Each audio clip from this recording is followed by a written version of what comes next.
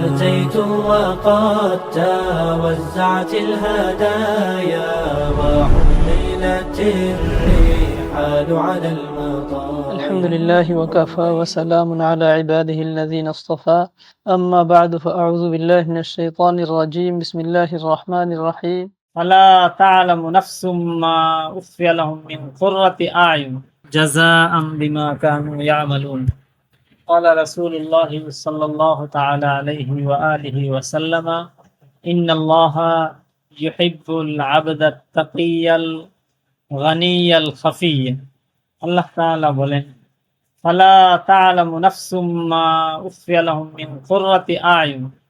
কেউ জানে না তাদের চোখ জোড়ানোর জন্য কি সম্পদ লুকিয়ে রাখা হয়েছে, কি নিয়ামত তাদের জন্য গোপন করে রাখা হয়েছে, কেউ কল্পনা করতে পারে না। হাদিসে রাসূল সাল্লাল্লাহু আলাইহি ওয়াসাল্লাম বলেছেন, ওয়ালা খাতারা আলা কলবি বাশার। জান্নাতে একজন জান্নাতি যে নিয়ামত উপভোগ করবে, দুনিয়ার কেউ সেটা কল্পনায়ও আনতে পারবে। একজন ব্যক্তি সুখ সুবিধা, আরাম আয়েশ, আনন্দ ফুর্তি, মান সম্মান, ধন সম্পদ এর কতটুকু কল্পনা করতে পারে দুনিয়ার মধ্যে? ধরেন একজনে কল্পনা করলো যে আমি যদি 10,000 বৎসর বেঁচে থাকতাম, আর এই 10,000 বৎসরে আমার এই পরিমাণ একটা রাজত্ব থাকতো, আর এই পরিমাণ রাজত্বের মধ্যে আমি এই পরিমাণ ভোগ বিলাসিতে লিপ্ত হইতে পারতাম। এত পরিমাণ বলেন, কোটির পরিমাণই বলেন, লক্ষ কোটির পরিমাণই বলেন, যতটুকু বললেন বা যতটুকু আলোচনা করলেন বা এর চেয়েও যতটুকু কি করলেন, আপনি কল্পনা করলেন, আল্লাহ তাআলা বলতেছেন কি, এই সবটুকু মিলে যা হয়েছে জান্নাতে এর উপরে পাবে। ফালা তা'লামু, কেউ কি করতে পারবে না, পৃথিবীতে কল্পনাও করতে পারবে না। এইবার বলেন তাহলে কোন নিয়ামত গোপন করে রাখা হয়েছে? ওই গোপনীয় অকল্পনীয় নিয়ামত পাওয়ার জন্য কাজগুলো কি হবে? মূল কাজ হবে গোপনীয় কাজ। দুনিয়ার জান্নাত কামাইয়ের কাজগুলো স্বাভাবিক দুনিয়ার দৃষ্টি যাদের, জহের বি যারা, শুধু বাহ্যিকটাই যারা দেখে, তাদের দৃষ্টিতে এটা কি হবে না, কোনো মূল্যায়নযোগ্য কাজ হবে। তার কাজগুলো কি হবে? বাহ্যিক দুনিয়াদারদের দৃষ্টিতে এমন মূল্যহীন কাজ মনে হবে, এমন তুচ্ছ কাজ মনে হবে। কিন্তু বাস্তবে এই বাহ্যিক দুনিয়াদারদের দৃষ্টিতে যেটা কি ছিল, মূল্যহীন এবং তুচ্ছ নগণ্য ছিল, এটাই তার জন্য নিশ্চিত করেছে কি, সেই সুপ্ত নিয়ামত। এখানে যেমন কাজগুলো সুপ্ত, এর প্রতিদান পুরস্কার সেটাও কি সুপ্ত। সুপ্ত নিয়ামতের কাজ কি হবে? প্রকাশ্য হবে। আমরা যে এখন দেখতেছি যে অমুকে দিনের, দুনিয়ার ক্ষেত্রেও বাদ দিলাম, দিনের ক্ষেত্রেও যাদের কাজগুলো বেশি দৃশ্যমান, যে সে এত বড় নেতা, এত বড় লিডার, এত কাজ তার, এত কি অবদান, এই লোকগুলো যেই পরিমাণ আল্লাহর কাছে মূল্যবান, এমন কিছু ব্যক্তিবর্গ আছে যাদের এই ধরনের কোনো প্রচার করার মতো, বিখ্যাত হওয়ার মতো কিছু নেই, কিন্তু আল্লাহর কাছে তাদের মর্যাদা কি এদের তুলনায় বেশি, অনেক বেশি। আপনি বলেন মক্কা বিজয়ের আগে যারা দিনের পথে মেহনত করেছে, যুদ্ধ করেছে, সম্পদ ব্যয় করেছে, তাদের দ্বারা বাহ্যিক ফলাফল বেশি প্রকাশ পেয়েছে, না মক্কা বিজয়ের পরে যারা যুদ্ধ করেছে তাদের এই যুদ্ধের ফলে বাহ্যিক ফলাফল বেশি প্রকাশ পেয়েছে? কিন্তু আল্লাহ তাআলা কোরআনে ঘোষণা দিয়েছেন কি, বিজয়ের আগে যারা যুদ্ধ করেছে, সম্পদ ব্যয় করেছে, অথচ তাদের কাজের বাহ্যিক ফলাফল কি ছিল না, এত বড় দৃশ্যমান ছিল না, তাদের মর্যাদার নিকটবর্তী হতে পারবে না কারা, যাদের কাজের বাহ্যিক ফলাফল কি ছিল, অনেক দৃশ্যমান ছিল। তাহলে আমার কাজ দুনিয়াবাসী মূল্যায়ন করতে হবে, দৃশ্যমান হতে হবে, সারা জামাতের মধ্যে আমার নাম দাম ছড়িয়ে যেতে হবে, এমন হলেই আমি কাজের ব্যাপারে আগ্রহ বোধ করবো, উৎসাহী হব। আর যদি বিষয়টা এমন না হয়, কিন্তু বাস্তবে কাজ হয়, এর প্রতি আগ্রহ এবং উৎসাহ বোধ করবো না, না আরো বেশি আগ্রহী হওয়ার কথা। যে হাদিস পড়লাম, রাসূল সাল্লাল্লাহু আলাইহি ওয়াসাল্লাম বলতেছেন যে আল্লাহ ভালোবাসেন, ইন্নাল্লাহা ইউহিব্বুল আবদাত তাকিয়াল খাফিয়াল গানিয়া। আল্লাহ তাআলা ভালোবাসেন কাকে? আল আবদুত তাকিয়। কোন বান্দাকে? যে মুত্তাকি, যে আল্লাহ তাআলাকে ভয় করে চলে, ছোটখাটো বিষয়েও আল্লাহর হুকুম কি করে না, লঙ্ঘন করে না। আল্লাহকে ভয় করে চলা এর অর্থ কি? গোপনে গুনাহ করে, তাহলে সে আল্লাহকে ভয় করলো? প্রকাশ্য গুনাহের তো প্রশ্নই আসে না, সে গোপন গুনাহগুলো তার দ্বারা সংগঠিত হয় না। এটাই আল্লাহ তাআলাকে যে সে ভয় করে এর পরিচয়। আল গানিয়া, আবার সে কি? ধনী। ধনী বলতে সম্পদশীল না, মানুষের কাছে কোনো কিছু চায়, কে তাকে সম্মান করলো, কে অসম্মান করলো, এই দিকে তার ইলতিফাত, দৃষ্টি নেই। মানুষ থেকে সে অমুখাপেক্ষী। গানি শব্দের অর্থ কি? সৃষ্টি জগৎ থেকে তার দৃষ্টি ফিরানো, এটা হলো গানি। আল গিনা, গিনান নাফস, মনের যে তার ঔদার্য, মনের যে তার কি নাই, এই অভাব, শূন্যতা, মানুষের প্রতি তার কি নেই, আগ্রহ নেই, এই অবস্থাটাকে বলা হয় কি? গিনা। আর মানুষের কাছে কি হয়ে থাকা? ভিখারি হয়ে থাকা, আশাবাদী হয়ে থাকা, তার কিছু কাছে কামনা আর হাত বিছিয়ে রাখা, এটা হলো কি? ফাকার, অভাব। আল্লাহর সাথে যদি কারো ভাব ঠিক থাকে, তাহলে সে কি থাকে না? অভাবী থাকে। তার ভাব কার সাথে ঠিক আছে? আল্লাহর সাথে। এই ভাবওয়ালা মানুষের সাথে সে ভাব ঠিক করে মানুষ থেকে কিছু উদ্ধার করতে চায়, মানুষ এটা কিনা, এটা না, তাকে কি বলা হয়? কি? তাকেই বলা হয় গনি। গনি হওয়ার জন্য কি শর্ত? মানুষের সাথে ভাবওয়ালা হওয়া, অমুখাপেক্ষী হওয়া, তাদের সাথে ভাব জমানোর চেষ্টা না করা। মানুষের সাথে যদি ভাব জমানোর চেষ্টা না করে, তাহলে তার ভাব থাকবে কার সাথে? এই লোকটা হলো কি? অভাব না, অভাবী না, সে অভাবী, সে কিনা অভাবী, সে প্রকৃত ভাবওয়ালা কার সাথে? আল্লাহর সাথে। আর যে মানুষের সাথে ভাব জমানোর চেষ্টা করে, সে হলো কি? অভাব। কারণ সে কয়জনের সাথে ভাব জমাবে? কোরআনে কারিমে আল্লাহ তাআলা বলেছেন, যার অনেকগুলো দেবতা, সবাইকে তার কি করতে হইতেছে? খুশি করতে হইতেছে। মানে আব্দে মামলুক এর উদাহরণ দিয়েছে কোরআন শরীফে, যে এমন গোলাম যার অনেকগুলো মুতাশাকিস মালিক। মুতাশাকিস মালিক শোভাকা ও মুতাশাকিসুনা, এই মালিকে বলে এই কাজ কর, সেই মালিকে বলে সেই কাজ কর, সেই মালিকে বলে সেই কাজ কর। তার মালিক কতজন? অনেকজন, আর প্রত্যেকে একজনে আরেকজনের বিপরীত হুকুম দেয়। এই গোলামের যে দুরবস্থা, আর একজন গোলাম শুধু এক মালিকের, তার হুকুমই তার পালন করতে হয়, তার যে অবস্থা, দুটোটা কি সমান? যার আল্লাহর সাথে ভাব নাই, তার ভাব রক্ষা করতে হয় কার? কতজনের সাথে? অনেকজনের সাথে। তাহলে ভাব একজনের মধ্যে খরচ করে ফেললে আর ভাব পায় খুঁজে, তাহলে সে কি হয়ে যায়? অভাবী হয়ে মারা যায়। তা গানি অর্থ কি? অভাবী, মানে এত ভাবের কি নেই, প্রয়োজন নাই। কার সাথে ভাব ঠিক আছে? আল্লাহর সাথে ভাব ঠিক আছে। মানুষের দিকে তার দৃষ্টি নেই, দৃষ্টি কার দিকে? আল্লাহর দিকে। এটাকে কি বলা হয়? গানি। আর যত সম্পদ থাকুক, আল্লাহর সাথে ভাব ঠিক নাই, আরো সম্পদ চাই, সে কি? ফকির। গানির প্রকৃত অর্থ হলো এটা। আল্লাহ তাআলা গানি বান্দাকে কি করেন? পছন্দ করেন, যে মানুষের থেকে সে কিছু কামনা করে না। আল খাফিয়া, কাকে? যে গোপন থাকে। হাদিসের শব্দ, সে ব্যক্তিটা কি? খাফি, লোকদের কাছে সে অপরিচিত। অন্য এক হাদিসে আরো বিস্তারিত বিবরণ এসেছে যে আল্লাহর এমন কিছু বান্দা রয়েছে, যারা আল্লাহর নামে কোনো কথা বললে সেই কথা আল্লাহ তাআলা কি করেন? পূরণ করেই ছাড়েন। অথচ মানুষের কাছে তার মর্যাদার অবস্থাটা কি? দুইটা জীর্ণ শীর্ণ কাপড় পরিহিত। সাধারণত আরবে কাপড় কয়টা পরতো? একটা চাদর আর একটা লুঙ্গি, দুইটা জীর্ণ শীর্ণ কাপড়। আশা আশা আগবারা, মাথার চুল ছড়ানো ছিটানো, ধুলিমলিন, কোনো পরিপাটির কোনো ব্যবস্থাও তার নেই, হালত খুব শুধরানো না তার। ইন ইস্তাশফা লাম ইউশাফা, কারো কাছে যদি সে সুপারিশ করে, সুপারিশ গ্রহণ করার উপযুক্ত সে গ্রহণ করা হয় না। কোথাও যদি বিবাহের প্রস্তাব দেয়, কেউ আগ্রহ দেখায় না।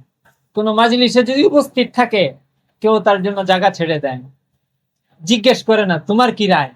কোনো মাজলিসে যদি না থাকে, কেউ তালাশ করে না যে উমুকে আসলো না, তাহলে কেমন দামি লোকটা দুনিয়ার দৃষ্টিতে। রাসূল সাল্লাল্লাহু আলাইহি ওয়াসাল্লাম বলতেছেন যে এমন কিছু লোক আছে যে এই ধরনের অবস্থা দুনিয়ার হিসাবে, কিন্তু আল্লাহর নামে যদি কসম করে, আল্লাহ তাআলা তার কসম কি করে দেন? পূরণ করে দেন। আল্লাহ তার কথা কি করেন? রক্ষা করেন। কুতাইবা ইবনে মুসলিম একজন মুসলিম সেনাপতি ছিলেন খোরাসানের অঞ্চলে, সেই যুগে সাহাবীদের তাবেঈদের যুগে, আলী রাদিয়াল্লাহু তাআলার যুগে। কুতাইবা তিনার সেনাপতিদের মধ্যে এক তাবেঈ ছিলেন মুহাম্মদ ইবনে ওয়াসি। কি ছিলেন? মুহাম্মদ ইবনে ওয়াসি। এক যুদ্ধের মধ্যে উনি প্রচন্ড সংকটে পড়ে গেছেন, চতুর্দিক দিয়ে মানে বিশাল শত্রু বাহিনী ওনার পুরো বাহিনীকে ঘেরাও করে ফেলেছে, বাঁচার কোনো উপায় নেই। তখন তিনি বললেন যে মুহাম্মদ ইবনে ওয়াসিক কোথায়, দেখো দেখি। পরে গিয়ে দেখা যায় পাহাড়ের এক শিলার মধ্যে, পাথরের মধ্যে ঢেলান দিয়ে সে উপরে আঙ্গুল দিয়ে আকাশের দিকে কি করতেছে, ইশারা করতেছে। তো লোকেরা বলতেছে তাকে এই অবস্থায় পাওয়া গেছে, ডাকবো কি? বলতেছে যে না, তাকে ডেকো না। তার আঙ্গুলের এই ইশারা আমার কাছে হাজার হাজার বীর সৈনিকদের চেয়ে কি বেশি মূল্যবান। একজন সেনা দক্ষ সেনাপতি, সে একজন সাধারণ সৈনিকের ব্যাপারে বলতেছে তার আঙ্গুলের এই ইশারা আমার কাছে হাজার হাজার বীর সৈনিকের চেয়ে বেশি মূল্যবান, তাকে তার আপন হালাতে থাকতে দাও। ওরা জমিনে বসে আল্লাহর আরশের মধ্যে কি করে লিখে। কবি ইকবালের একটা কবিতা আছে, সে বলতেছে যে তুমি নিজেকে এই পর্যায়ের উন্নত করো যে তাকদীরের ফেরেশতা তাকদীর লেখার আগে তোমাকে জিজ্ঞেস করে যে বান্দা তোর নামে কি লিখবো। আল্লাহ তাআলা মানুষকে এই পর্যায়ে মানে সম্ভাবনা দিয়েছেন একটা মানুষ, যেন তাকদীরের ফেরেশতা তাকদীরের লেখার আগে তাকে জিজ্ঞেস করে যে তোমার নামে কি লিখবে বলো। আসলে মানুষের আমল গুলোই তো তাকদীর, তাই নয় কি? আমি যে আমল করতেছি এটা তাকদীর না, সেই ফল হইতে আমি কি করব, ভোগ করব। তা আমার তাকদীর আমি কি লিখে যাচ্ছি না? ভালো আমল করলে এর ফল কি হবে? ইন আহসানতুম আহসানতুম লিআনফুসিকুম, ভালো করলে নিজের জন্য ভালো করলে, তা আমি ভবিষ্যতে ভালো চাই, আল্লাহ যেন আমার তাকদীর ভালো করে। তো এটার ব্যবস্থা কি? আমি ভালো আমল করা। আমার তাকদীর কে লিখতেছে? আমি লিখতেছি। ওয়াইন আসাতুম ফালাহা, আর যদি তুমি মন্দ আমল করো তাহলে এর ভোগান্তি তোমাকেই ভুগতে হবে। তাহলে এই তাকদীর কে লিখতেছে? আমি লিখতেছি। এখন বসে বসে আমার অনুভূতিটা এটা থাকবে যে আমার আমলগুলো আমার তাকদীর। এটাই তাকদীরের ব্যাপারে সঠিক বুঝ, যে আমার তাকদীর আমি রচনা করে চলছি।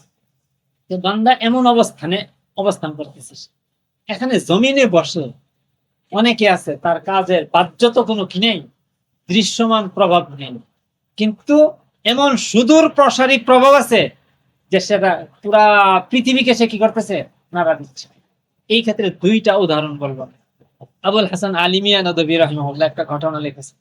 তাতারিরা যখন বাগদাদ তছনছ করে ফেললো, মুসলিমদেরকে কচুকাটা করলো, কোন গ্রামে গঞ্জে শহরে কোথাও কোনো মুসলিম প্রকাশ্যে বিচরণ করার কি নাই, সুযোগ নাই। গর্তে লুকিয়ে লুকিয়ে যে কয়জন ছিল, অথবা বনে জঙ্গলে যারা কি করছে গিয়ে আশ্রয় নিয়েছে, এমন কিছু ছাড়া আর কোন নগর বন্দর শহর গ্রামগঞ্জে কোন লোক ছিল থাকতে দিয়েছে? তারা সব হত্যা করে ফেলেছে। এক বুজুর্গ বনে চলে গেছে, এক তাতারি শাহজাদা শিকারের জন্য বেরিয়েছে। শিকারের জন্য বের হলে তো সেখানে তারা অবস্থান করে, তারা রাত্রে অবস্থান করতে ছিল। ফজরের সময় এই তাতারি এই বুজুর্গ ওই বনে ছিলেন, তিনি আজান দিয়ে নামাজ পড়বেন, এই আজান দিচ্ছে, ওর ঘুমের ডিস্টার্ব হয়েছে। তিনি তো আর জানতেন না যে এখানে অন্য কেউ কোন শাহজাদা এসে শিকারের জন্য এসে এখানে এই বনে থাকতেছে আর তার ঘুমের ডিস্টার্ব হবে। তার ঘুম ভেঙে গেছে, বিরক্তি অনুভব করেছে।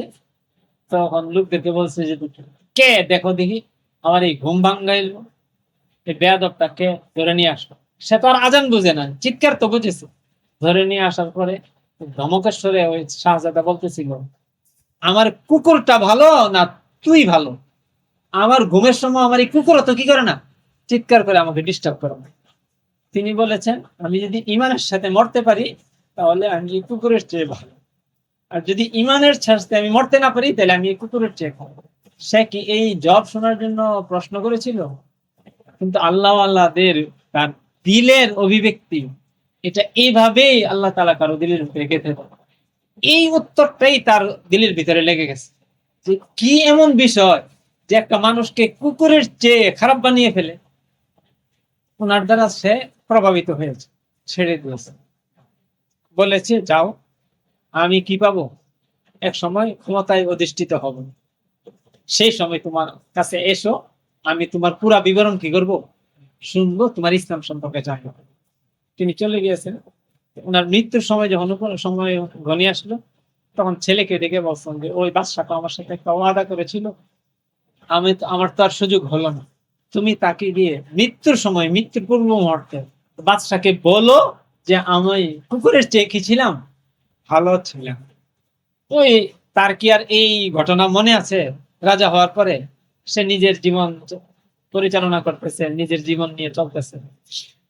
এই ছেলে গেছে সাক্ষাৎ করার জন্য, সাক্ষাতের কোনো সুযোগ পায় না। দীর্ঘদিন অপেক্ষা করার পরে ভাবছে ওই আগের অবস্থায় কি করি, পদ্ধতি গ্রহণ করি।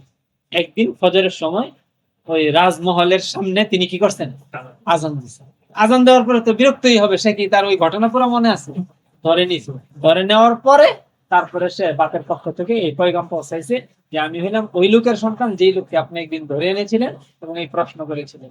আমার বাপ আপনার এই প্রশ্নের জবাব দিয়ে গেছেন। মৃত্যুর সময় তিনি বলে গেছেন তুমি কুকুরের চেয়ে কি ছিলেন। তখন ওই শাহজাদা বলেছে আমাকে একা এই বিষয়টা বললে হবে না, পুরা রাজ দরবারে সবাইকে ওই মুসলিমের পরিচয় করিয়ে দিয়ে সবার কাছে তাকে দাওয়াত দিতে বলেছে। তিনি সবার কাছে ইসলামের ব্যাখ্যা দিয়েছেন, ইসলামের বিষয়গুলো আলোচনা করেছেন। বাদশাহ সহ পুরা রাজ দরবার একসাথে, তাতারিদের ভিতরে ইসলাম যেভাবে ঢুকে পুরা দেশ মুসলিম হয়ে গেছে। তার যে অঞ্চল ছিল দেখেন, ওই বুজুর্গ বনে থেকে নিবৃতে নিজের ইবাদত বন্দিগি করে যাচ্ছিলেন, কিন্তু আল্লাহ তাআলা তার এই নিবৃত কাজের প্রভাবটাকে কোন পর্যায়ে পৌঁছে দিন। আলী হাসান আলমী নদী আলিমিয়া নদী লিখছেন যে তার সক্ষমতা অনুযায়ী সে যতটুকু সম্ভাবনা তার ছিল সেটুকু কি করেছেন, কাজে লাগিয়ে দিয়েছেন। কিন্তু এটাকে আল্লাহ তাআলা কি করেছেন, ফলপ্রসূ করে দিয়েছে। আমাদের কাজগুলো আসলে সাধ্য অনুযায়ী আমাদের সক্ষমতাটুকু কি করা, খরচ করা, এটাকে ফলদায়ক বানাবেন কে।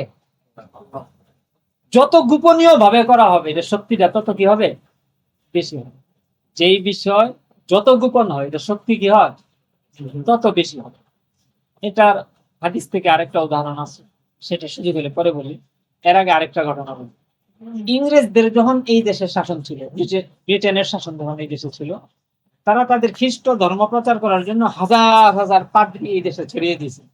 তারা এসে মুসলিমদের মধ্যে খ্রিস্ট ধর্মের প্রচার প্রসার করতেছে, দাওয়াত দিতেছে, ইসলাম ধর্মের অসারতা অযৌক্তিকতা এইগুলি তুলে ধরতেছিল। তা আনাচে কানাচে সাধারণ গ্রামে গঞ্জে মসজিদের ছোটখাটো হুজুররা তাদের ওই প্রশিক্ষিত পাদ্রীদের মোকাবেলায় তর্ক করে বেশি কি করতে পারতো না, কুলিয়ে উঠতে পারতো না। এইটা দিয়ে তারা রাজশক্তি নিয়ে এইভাবে তাদের প্রশিক্ষিত বাহিনী দিয়ে মুসলিমদেরকে বিভ্রান্ত করার একটা ব্যাপক প্রয়াস চালিয়েছিল। এর মাধ্যমে কিছু সফলতা যে তারা পায়নি বিষয়টা কিনা এমনও না, অনেক সফলতা তারা কি করেছে, পেয়েছে। এমন এক পাদ্রী এসেছে এক এলাকায়, সে একেবারে সারা দেশের আলেম ওলামা সবাইকে কি করতেছে, চ্যালেঞ্জ করতেছে যে কেউ তার সাথে মোকাবেলা করে কি করবে না, পারবে। রহমতুল্লাহ কিরানবী একজন সাধারণ আলেম ছিলেন, তিনি সাধারণ কৃষক, কৃষি কাজ নিয়ে ব্যস্ত ছিলেন। এমন একজন তিনি ভাবলেন যে একজন পাদ্রী এসে এইভাবে সারা দেশের আলেম ওলামাদেরকে এইভাবে কি করবে, ছোট করবে, এইভাবে ইসলামের উপর আঘাত করে যাবে, আর আমরা নির্লিপ্ত নিশ্চুপ বসে থাকবো, ওটা হয় না, আমি চেষ্টা করি। তিনি তার মোকাবেলায় চ্যালেঞ্জ গ্রহণ করেছেন। সে তো সবাইকে চ্যালেঞ্জ দিয়েছে, কেউ তাকে কি করতে পারবে না, হারাতে পারবে। তিনি প্রস্তুতি নিয়ে তার মোকাবেলায় দাঁড়িয়েছেন। বিশাল আয়োজনের সাথে বড় মুবাহাসা অনুষ্ঠিত হয়েছে। মুবাহাসার মধ্যে প্রথম তো ওই পাদ্রী নিজের যে সমস্ত ঝাড়ি ঝুড়ি প্রকাশ করার সব কি করেছে, প্রকাশ করেছে। দ্বিতীয় পর্যায়ে রহমতুল্লাহ কিরানবী দাঁড়িয়ে সে তার সবগুলো প্রশ্নের উত্তর দিয়েছেন এবং তাকে তার ধর্মের উপর আপত্তি এনে আরো বিশাল বড় একটা প্রশ্নের ফিরিস্তি তার উপর চাপিয়ে দিয়েছে। সে আজও পালিয়েছে, কালো পালিয়েছে, এই দেশ ছেড়ে এসে পালিয়েছে, কারণ তাদের সাধ্য নাই ইসলামের মোকাবেলা করা। পালিয়ে গিয়ে তুরস্কে গিয়ে সে প্রচার করতেছি যে ভারতবর্ষের সব আলেমদেরকে পরাজিত করে এসেছে। সেই সময় তুর্কি খেলাফত ওখানে বিদ্যমান আছে, নিবু খেলাফতের শেষ সময়, তখন ওখানে কি আছে, খেলাফত ছিল। খলিফা তো কি হয়ে পড়েছে, পেরেশান হয়ে পড়েছে যে এই লোক এইভাবে এখানে কি ছড়াচ্ছে, বিশৃঙ্খলা ছড়াচ্ছে না, ফেতনা ছড়াচ্ছে না, যে ভারতবর্ষের সব আলেমদেরকে সে পরাজিত করে এসেছে, খ্রিস্ট ধর্মই হক, সাধারণ মুসলিমগুলির এই মধ্যে দুর্বলতা সৃষ্টি হয়ে যাবে না। সে এটা নিয়ে ভাবতেছিল। তখন খলিফা আরবে সংবাদ পাঠিয়েছে, আরব তো খেলাফতের অধীনে ছিল, যে ওখান থেকে বড় কোনো আলেম যেন কি করে দেওয়া হয়, খ্রিস্টের মোকাবেলায় পাঠিয়ে দেওয়া হয়, যে তাকে যেন মোকাবেলা করতে পারে। তখন সেই সময় যে মক্কার যিনি গভর্নর ছিলেন তিনি বলেছেন যে ভারতবর্ষে যেই আলেমকে পরাজিত করে এসেছে বলে সে বাগাড়ম্বর করতেছে এই পাদ্রী, সেই আলেম তো হজ করার জন্য এসেছে, তো তার সাথে যেহেতু মোকাবেলা হয়েছে, খলিফা বলেছে যে ঠিক আছে তাকে পাঠিয়ে। ওই আলেম আসলে কি সে এখানে তাকে পরাজিত করে গেছে, সাথে পলায়ন করেছে। তিনি যখন তুরস্কে গিয়ে উপনীত হলেন, ওই পাদ্রী যখন শুনছে যে ওই রহমতুল্লাহ কিরানবী কোথায় আসছে, তুরস্কে আসছে, তুরস্ক থেকে তার মোকাবেলায় আসে নাই, তখন খলিফা বলেছেন যে আপনি তার মোকাবেলায় যে প্রশ্নগুলো প্রস্তুত করেছেন এবং যে উত্তরগুলো প্রস্তুত করেছেন, এগুলো আপনি কি করেন, লিখে ফেলবেন। ইজহারে হক নামে একটা কিতাব তিনি কি করেছেন, লিখেছেন। কি নাম? ইজহারে হক। পুরা বিশ্ববিখ্যাত, এটা অনেক ভাষায় অনুবাদ হয়েছে। এটা ইসলাম ধর্মের উপর খ্রিস্ট ধর্মের মোকাবেলায় ইজহারে হক একটা বিশ্ববিখ্যাত কিতাব। উনার ওই পাদ্রীর কি মুবাহাসার এই বিষয়গুলো সেখানে উল্লেখ করেছে, তারা প্রশ্নগুলোর জবাব দিয়েছেন এবং তাদের ধর্মের অসারতাগুলো সেখানে তুলে ধরেছেন। ওই তাদের ধর্মের মধ্যে বড় বড় কি প্রশ্ন হতো সেগুলি তুলে ধরেছে। ওই পাদ্রী পরে 2 বছর পরে স্ট্রোক করে মারা গেছে ব্রিটেনে। তারা সাহস হয়নি কি করে মুসলিমদের কোথাও মোকাবেলা করা। সে এই মনোকষ্টেই সে কি করছে, আহমদ দিদাতের শিষ্য হয়েছে পরে কে, জাকির নায়েক। তার হাতে সরাসরি তো অনেক মুসলমান ইসলাম গ্রহণ করেছে, কিন্তু কত লক্ষ কত কোটি দুর্বল মুসলমানের ইমান যে ঠিক থেকেছে তার উসিলাই, এটার কি হিসাব আমাদের কাছে আছে? এটা কি বাস্তব না? তার এই শক্ত অবস্থান যদি ইসলামের পক্ষে না থাকতো, এমনি তো বাহ্যিক শক্তিতে কাফেররা বিজয়ী, কত মুসলমান ইসলামের ব্যাপারে সন্দিহান থাকতো। চিন্তা করে দেখেন, তারা ইসলামের বিধিবিধান পালন করুক আর না করুক, কিন্তু ইসলাম যে সত্য, এই একটা দৃঢ়তা তাদের মনের মধ্যে গেঁথে আসে না। শুধু কিসের কারণে? জাকির নায়েকের অবস্থানের কারণে। সে একজন ফজ্জাতুল ইসলাম হয়ে আছে এই জমানায়। কে? জাকির নায়েক।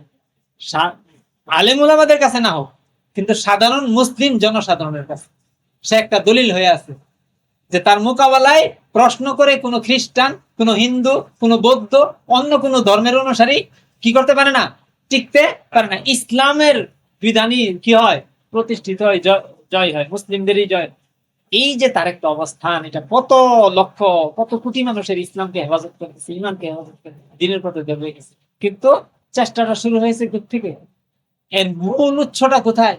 সেই রহমতুল্লাহ কিরানবীর কিছু চেষ্টা। কিন্তু তার ফল কিভাবে পুরো পৃথিবীতে প্রকাশ পেয়েছে, এর অংশ কি রহমতুল্লাহ কিরানবী পাবেন না? আসলে দিনের পথে যখন খাঁটি মেহনত হয়, এর ফল এইভাবে আল্লাহ তাআলা কি করেন, এটাকে ছড়িয়ে দেন। তাদের মানে বিভিন্ন সংস্থাগুলো, তারা এই গুটি কতক মানুষের কারণে কি গ্রস্ত হয়ে আছে, আতঙ্ক গ্রস্ত হয়ে আছে। তাদের এক কুফরি সংস্থা, তাদের অ্যানালাইসিস হলো যে এই ভারতীয় উপমহাদেশে 200 আল কায়দা আছে, আর এর জন্য তারা পৃথিবী ব্যাপী তাদের বিশাল কি প্রতিরোধযোগ্য তারা কি করতেছে, কার্যক্রম করে রেখেছে। কোটি কোটি ডলার এর জন্য তারা বিনিয়োগ করতেছে। এই 200 জন যেন কিনা হয়ে যায়, প্রতিষ্ঠিত না হয়। কি পরিমাণ তাদের প্রভাব চিন্তা করে দেখেছেন? ইয়াগিজু বিহিমুল কুফফার। তোমাদের যেই তৎপরতা দিয়ে, যেই পদাচারণা দিয়ে, তোমাদের যেই কর্মকাণ্ড দিয়ে কাফেরের দিলে খুব খুব উদ্রেক হয়, এটা কি ইসলামের কাম্য বস্তু না? তুরহিবুনা বিহি আদু আল্লাহ। যেই তৎপরতার মাধ্যমে আল্লাহর শত্রুদেরকে তোমরা ভীত সন্ত্রস্ত বানিয়ে রাখবে, এটাই তো দিন। এটা দিন নয়। আল্লাহর শত্রুরা এই কোটি কোটি মুসলিমের নামাজের দিয়ে এই পরিমাণ ভীত, অল্প কিছু মানুষের এই নড়াচড়া দিয়ে যে পরিমাণ ভীত, তো তাদের ভিতরে এই ভীতির সঞ্চার, এটা কি ইবাদত না? এটা দিন নয়। আল্লাহ তাআলা দিনের এত বড় কাজ আমরা ভাঙ্গাচোরা, কিন্তু এর প্রভাব আল্লাহ তাআলা এই পর্যায়ে রেখেছেন। এদেরকে যদি জমিয়ে ফেলতে পারতো কাফের মুশরিকরা, পুরা পৃথিবীর ওই নামাজ রোজাওয়ালা গুলিদেরকে নামাজ রোজা পড়ার জন্য সুযোগ দিত। তারা স্পেনের মধ্যে নামাজ রোজার সুযোগ দিয়েছে। এদেরকে কন্ট্রোল করে ফেলতে পারলে, এদেরকে হজম করে ফেলতে পারলে, ওই নামাজ রোজাওয়ালাদেরকে হজম করা তাদের জন্য কি একেবারেই সহজ। সেখানে আঘাত করবে তখন।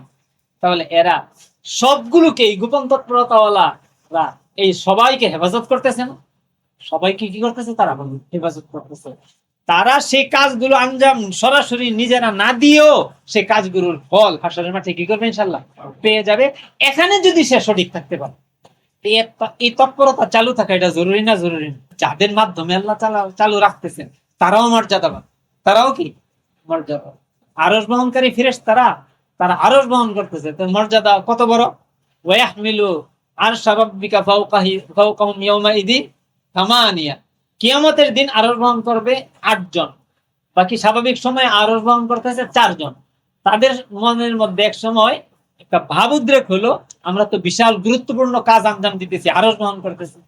তাদের ভাব এটাকে আল্লাহ তাআলা কি করার জন্য, সংশোধন করার জন্য তাদেরকে বলেছেন যে নিচের দিকে তাকিয়ে দেখো। নিচের দিকে তাকিয়ে দেখে যে তারা আরশের মধ্যাকর্ষণে তারা নিজেরা টিকে আছে, নতুবা ঝুলে তারা অতলে তলিয়ে যেত। তারা আরশ বহন করতেছে না, আরশের দ্বারা নিজেরা সুরক্ষিত হয়ে আছে। কিন্তু আল্লাহ তাআলার দয়া রহমত এত বড় বেশি যে তাদের এই নিজেরা নিজেদেরকে বাঁচাইতেছে যে আরশ বহন করে, সেটাকেই আল্লাহ তাআলা তাদের জন্য আরশ বহন করতেছো বলে তাদেরকে বাহবা দিতেছে। কি দিতেছে? হ্যাঁ, তোমরা আরশ কি করতেছো? বহন করতেছো। আল্লাহ তাআলার দানটা হলো এই পর্যায়ে। বাজার থেকে বাজারের বিশাল একটা ব্যাগ নিয়ে বাড়ির আঙ্গিনায় গেছে, ছোট বাচ্চা হাঁটি হাঁটি পা ও দৌড়ায় গেছে বোঝাইটা মাথায় নেবে। বাপে কি করে? তার মাথার মধ্যে দিয়ে তারপরে বাড়ি পর্যন্ত আসে। মাথার মধ্যে ও তো ভাবে আমি মাথার মধ্যে বিশাল বড় বোঝা একটা নিয়ে আসছে। বোঝা নিয়ে আসছে না, উপরে বাপের হাত ছিল, ব্যাগের কারোর মধ্যে বাপের হাত ছিল না। কিন্তু ছেলে তো খুশি হয়ে গেছে, আমি কি করেছি, বাজারের বোঝা বয়ে ঘরে নিয়ে এসেছি। আল্লাহ তাআলা আসলে আমাদেরকে দিয়ে যে কাজ করান, হাত কার? ইয়াদুল্লাহি ফাওকা আইদিহিম, তাদের হাতের উপর কার হাত? আল্লাহ হাত। কিন্তু এই ভাঙ্গাচোরা হাতের একটা প্রভাব আছে না? প্রভাব নাই? এই সাহাবায়ে কেরামের এই প্রতিজ্ঞা দেখে কাফেররা কি পেয়ে গেছে? ভয় পেয়ে গেছে।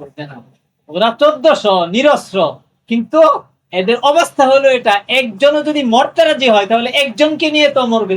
তোমাদের মধ্যে 1400 জন মারা যাবে আর ওদের 1400 জন শেষ, এরপরে তোমরা বিজয়ী হবে। তাহলে তোমাদের কে কার উপর বিজয়ী হলো? কুরাইশ, তোমরা কল্পনা করো তোমাদের মধ্যে কতজন নাই? 1400 জন নাই। তারপরে তোমাদের বাকিরা বিজয়ী হয়েছে, এই বাকিরা বিজয়ী হলো কার উপর? যাদের উপর বিজয়ী হলো তারাও তো নাই। আর ওই বাকিরা বিজয়ী হয়ে করবেটা কি? তাদেরকে আল্লাহ তাআলা এই ভয় ঢুকিয়ে দিয়েছে, ওরা নিরস্ত্র, বাড়িঘর থেকে দূরে, তারা যুদ্ধের সুবিধাজনক অবস্থানে নাই। কিন্তু যদি মরতে রাজি হয়, একজনকে না নিয়ে তো কি করবে না? মরবে। এখন মক্কার মধ্যে যে লোকগুলো আছে, এদের 1400 জন যদি মারা যায়, এরপরে যদি তাদের বিজয় আসে, এই বিজয় উল্লাসটা কে প্রকাশ করবে? আর কাদের উপর এই বিজয়টা দেখাবে? যাদের উপর দেখাবে তারা তো কেউই নেই। এই বিজয়টা করবেটা কি? আল্লাহ তাআলা তাদের দিলের ভিতরে কি করছেন? ঢেলে দিয়েছেন যে সন্ধি করেন। এই ভাঙ্গাচুরা হাতগুলোর প্রভাবে আল্লাহ তাআলা কি করেছেন? এমন ভাবে কঠিন বানিয়ে দিয়েছে। ইয়াদুল্লাহি ফাওকা আইদিহিম, কারণ এই ভাঙ্গাচুরা হাতের উপর কার হাত ছিল? ঠিক আল্লাহ তাআলার দ্বীনের পথে যারা কাজ করতেছে, তাদের কাজের সাথে কার হাত রয়েছে? কারণ এই ধরনের বান্দারা যখন আল্লাহর সব ফরজ আদায়ের ব্যাপারে কি যত্নবান, অতঃপর নফল গুলো আদায় করতেছে, আমি তার হাত হয়ে যায় যে হাত দিয়ে সে কি করে ধরে। এই হাতের একটা প্রভাব আছে না? এই জন্য তাদের কারণে ওরা আতঙ্ক করছে। দিন টিকে আছে তাদের মাধ্যমে, এটা শুধু আসলে কল্পনা না, এটা বাস্তব। এইভাবেই দিন টিকে আছে। আর এই ভাঙ্গাচোরা জামাতের মাধ্যমে আল্লাহ তাআলা দিনকে কি করবেন? বিজয়ী করবেন। তো সেই গোপন কৌশলের ক্ষেত্রে আমরা যদি নিজেদের জীবন, সময়, সম্পদ, মান সম্মান, ব্যস্ততা এইগুলোকে নিয়োগ করতে পারি, এখানে যদি এইগুলো কিছু কুরবানি হয়, এটা আমার জন্য তো বড় ভাগ্যের বিষয় যে তিনি গ্রহণ করেছেন। নতুবা আমার এই সব কিছু তো এমনিও কি হয়ে যাবে, শেষ হয়ে যাবে না? থাকবে, সময় থাকতেছে, আমার সম্পদ থাকবে, মান সম্মান যেটা আমি কুড়িয়েছি এটা চিরদিন থাকবে। এগুলো হাতছাড়া হয়েই যাবে। যখন হয়ে যাবে, এগুলো যদি আল্লাহর জন্য একটু আগে বিনিয়োগ করে দিতে পারি আমি, এর দ্বারা আমি চিরস্থায়ী পুরস্কারের কি হয়ে গেলাম? অধিকারী হয়ে গেলাম। এত বড় লাভজনক ব্যবসা থেকে বুঝার পর হাত গুটিয়ে রাখা কত বড় আহমকি হবে এটা?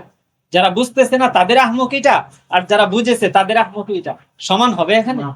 আল্লাহ তাআলা আমাদেরকে কদর করার তৌফিক দান করেন। আমরা যেন এই সবকিছু উজাড় করে দিয়ে এখানে আমরা ঝাঁপিয়ে পড়তে পারি, এবং এরপরে যে পরীক্ষা আসবে এটার ব্যাপারে আরো বরং আমরা কি থাকি? আনন্দিত থাকি যে হ্যাঁ, আল্লাহ তাআলা আমাকে সঠিক পথে পরিচালিত করতেছেন, আমাকে পরীক্ষা করতেছেন। পরীক্ষা করার অর্থই তো আমাকে পরীক্ষায় অংশ নেওয়ার সুযোগ দিয়েছেন, এর অর্থই তো আমাকে পরবর্তী পুরস্কার কি করতে চান? দিতে চান।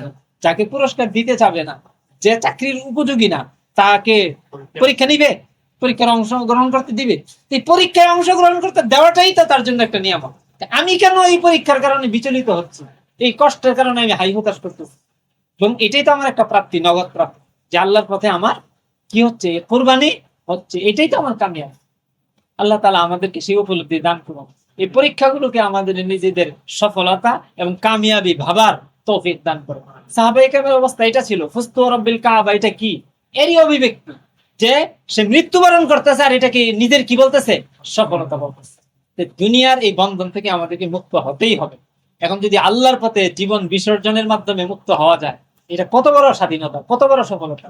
এই সম্পদ হাতছাড়া হয়েই যাবে যদি আল্লাহর পথে ধ্বংস হয়ে যায়। এই সম্পদ এটা কি পরিমাণ আমার জন্য সঞ্চয় হয়ে থাকবে, এটা এই মান সম্মান আমার টিকে থাকবে না, এক সময় শেষ হয়ে যাবে।